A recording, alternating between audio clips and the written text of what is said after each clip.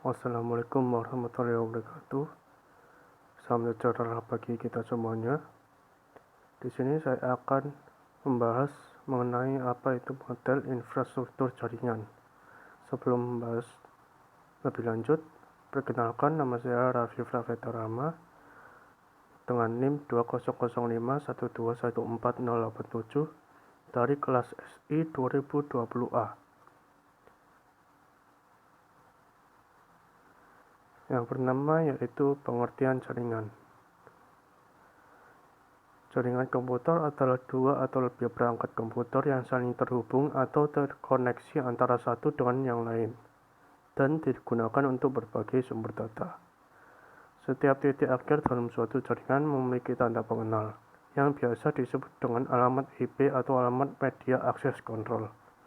Endpoint dapat mencakup server, komputer, telepon, dan perangkat keras jaringan yang lain. Jaringan komputer dapat dibuat dengan menggunakan gabungan dari teknologi kabel dan wireless. Jaringan dapat bersifat privat maupun publik. Dalam penggunaan jaringan privat, biasanya memerlukan akses user untuk memasukkan kredensial berupa kata sandi yang dimasukkan secara manual oleh administrator atau diperoleh langsung oleh pengguna. Untuk penggunaan jaringan publik seperti internet tidak membatasi suatu akses. Definisi jaringan terpusat ialah jaringan yang terdiri dari komputer klien dan komputer server, di mana komputer klien bertugas sebagai perantara dalam mengakses sumber informasi atau data yang berasal dari komputer server. Berikut kelebihan dan kelemahan jaringan terpusat. Yang pertama dari kelebihan jaringan terpusat yaitu 1. Standarisasi mudah diterapkan. 2. Pemakaian CPU menjadi sangat efisien. 3. Sistem keamanan lebih terjamin. Dan 4. Sebagai sarana aplikasi multi-user. Yang di sebelahnya yaitu kelemahan. Yang pertama, bila komputer pusat mengalami kerusakan atau kegangguan, maka seluruh sistem tidak dapat berfungsi. Yang kedua, pelayanan yang kurang fleksibel karena semua peralatan bantu seperti hard disk, printer, dan lain-lain disimpan atau dipasang pada tempat yang itu komputer pusat. Yang ketiga, bila kinerja kerja CPU sangat besar, maka unjuk kerja sistem akan turun dan melemah. Definisi jaringan terdistribusi yaitu merupakan perpaduan dari beberapa jaringan terpusat, yaitu terdiri dari beberapa komputer server yang saling berhubungan dengan klien sehingga membentuk sistem jaringan tertentu. Berikut kelebihan dari jaringan terdistribusi yaitu 1. Mengatasi masalah beban kerja komputer pusat. Yang kedua, biaya komunikasi berkurang karena ditransmisikan bukan sekedar data mentah. Yang ketiga, kerusakan pada salah satu komputer lokal berakibat kecil terhadap keseluruhan sistem. Dan yang keempat, dapat menambah komponen secara individu tanpa harus menduplikasi sistem. Yang berikutnya, kelemahan. Yang pertama, boros dalam sistem peralatan. Yang kedua, biaya yang cukup mahal. Yang ketiga, proses data agak lambat dibandingkan dengan sistem terpusat. Dan yang terakhir, membahayakan dari segi keamanan data karena pemakai diberi keleluasan kerja pada komputer lokal. Berikutnya yang kedua yaitu data center. Apa itu data center? Data center adalah fasilitas fisik yang dimanfaatkan sebuah instansi ataupun perusahaan untuk menyimpan aplikasi serta data-data penting yang diperlukan oleh instansi ataupun perusahaan terkait.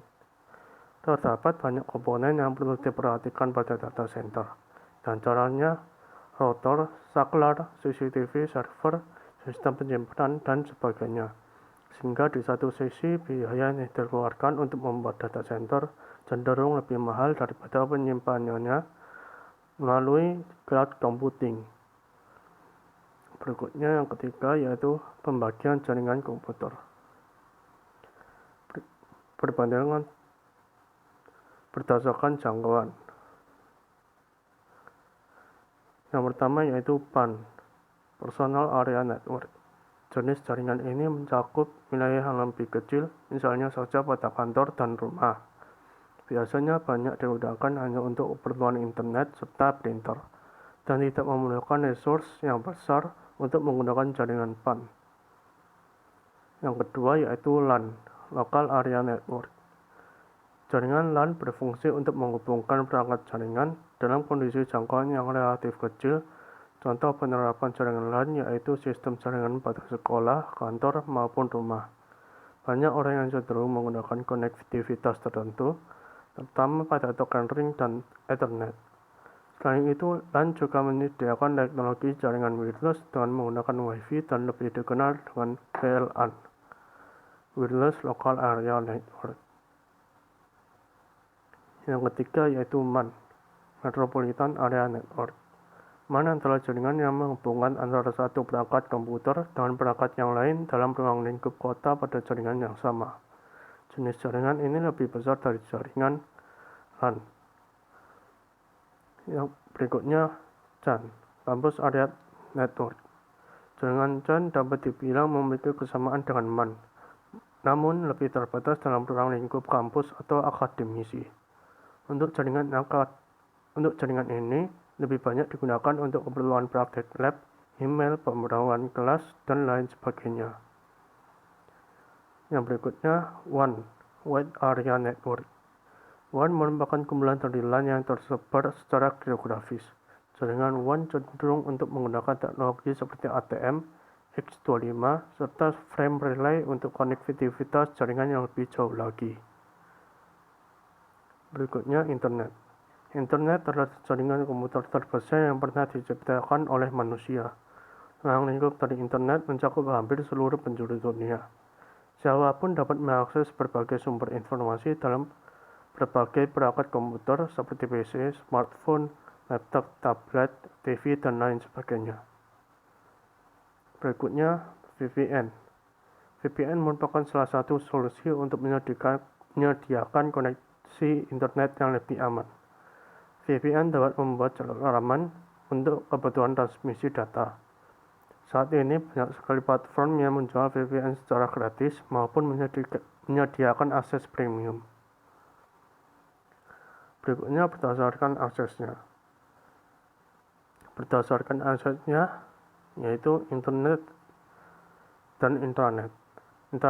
Internet sendiri merupakan jaringan pribadi yang menggunakan internet untuk saling berbagi dan bertukar informasi di dalam jaringan lokal. Sedangkan intranet didefinisikan sebagai jaringan komunikasi elektronik yang merelasikan jaringan komputer dan fasilitas komputer yang terorganisasi di seluruh dunia melalui telepon dan satelit. Berdasarkan cara membangunnya. Berdasarkan cara membangun ada dua jenis yaitu ad hoc dan infrastruktur. Ad hoc sendiri mempunyai jaringan langsung peer-to-peer tanpa perangkat lain, jangkauan untuk jarak dekat saja, dan lebih praktis. Sedangkan infrastruktur memerlukan perangkat tambahan, jangkauan sangat fleksibel, dan biaya lebih banyak dan lebih rumit. Berdasarkan siarannya mempunyai 3 jenis, yaitu unicast, pengiriman data mekanisme 1:1, berikutnya multicast, pengiriman data dengan tujuan ke grup, dan yang terakhir broadcast, pengiriman data dengan tujuan ke seluruh alamat. Berdasarkan penggunaan kabelnya. Berdasarkan penggunaan kabel, ada yang jaringan berkabel atau disebut dengan wired network, dan jaringan nirkabel yaitu atau disebut juga dengan wireless network. Berikutnya yang keempat, topologi jaringan komputer. Apa itu topologi jaringan? Topologi jaringan komputer adalah metode atau cara yang digunakan agar bisa menghubungkan satu komputer dengan komputer lainnya. Struktur atau jaringan digunakan untuk menghubungkan satu komputer dengan komputer lainnya bisa dengan menggunakan kabel ataupun nirkabel. Topologi jaringan mempunyai 6 jenis, yaitu topologi bus, topologi ring, topologi star, topologi tree, topologi hierarchical, dan topologi mesh. Topologi bus merupakan topologi yang mempunyai kabel tunggal yang masing-masing workstation dan server saling terhubung. Kelebihan dari topologi bus sendiri yaitu ketika melakukan pengembangan jaringan dan workstation baru, akan tetapi tidak mengganggu workstation yang lain. Kekurangan yang dimiliki adalah ketika kabel mengalami kerusakan atau putus, maka akan mengalami gangguan pada keseluruhan jaringan. Topologi ring atau cincin merupakan topologi yang terbentuk ketika semua perangkat telah terhubung sehingga menyerupai cincin atau berpola lingkaran. Jadi setiap workstation akan menerima informasi dari satu perangkat ke perangkat lain. Kelebihan dari topologi ring adalah tidak akan terjadi collision atau tabrakan antar data. Sedangkan kekurangan dari topologi ini adalah jika salah satu node mengalami permasalahan, maka keseluruhan jaringan akan mengalami gangguan. Berikutnya topologi star atau bintang merupakan topologi yang masing-masing workstation memiliki jalur yang terhubung langsung melalui server atau hub. Kelebihan dari topologi ini adalah jika salah satu workstation mengalami gangguan, maka tidak semua jaringan akan mengalami hal yang sama, dikarenakan setiap workstation memiliki jalur atau kabel sendiri. Kelemahan dari topologi star adalah membutuhkan biaya yang besar, karena membutuhkan sumber daya kabel yang banyak. Berikutnya topologi tree. Topologi tree merupakan gabungan dari topologi star dan bus. Topologi jaringan ini menyerupai bentuk akar pohon yang dapat dibilang hanya perangkat hub saja yang terhubung langsung menuju bus pohon, dan setiap hub berfungsi sebagai akar dari pohon. Kelebihan dan kekurangan dari topologi tree sama dengan topologi bus dan star. Namun dengan menggunakan jaringan pohon ini mendukung adanya perluasan jaringan yang lebih baik. Berikutnya, topologi hierarchical. Topologi jaringan hierarchical adalah sebuah topologi jaringan yang mempunyai susunan jaringan yang bisa dibilang hampir sama dengan pohon yang bercabang. Topologi ini juga sebenarnya versi luas topologi star. Pada topologi ini, setiap node memiliki tingkat masing-masing. Node memiliki tingkat tinggi diletakkan di atas, sedangkan untuk yang memiliki tingkat rendah diletakkan di bawah. Dalam topologi ini, sebuah node bisa mempunyai cabang lainnya pohon yang memiliki cabang yang mempunyai cabang lagi. Berikutnya yaitu topologi mesh. Topologi mesh sering dipakai ketika terdapat suatu kondisi di mana tidak adanya hubungan komunikasi yang terputus secara absolut antara node dalam sebuah jaringan komputer. Antar perangkat akan terhubung secara langsung selama masih dalam jaringan yang sama. Kelebihan dari topologi mesh adalah komunikasi antar komputer yang lebih cepat, serta keamanan yang lebih terjamin. Kekurangan dari topologi mesh adalah memerlukan biaya yang lebih besar dalam penyediaan kabel. Manfaat jaringan komputer: yang pertama, untuk berbagi dokumen; yang kedua, untuk menjaga dan manajemen keamanan data; ketiga, memudahkan dalam berkomunikasi; dan yang terakhir, menyampaikan informasi secara tepat. Terima kasih. Apabila ada salah kata maupun ucapan tindakan, mohon maaf yang sebesar-besarnya. Terima kasih. Wassalamualaikum warahmatullahi wabarakatuh.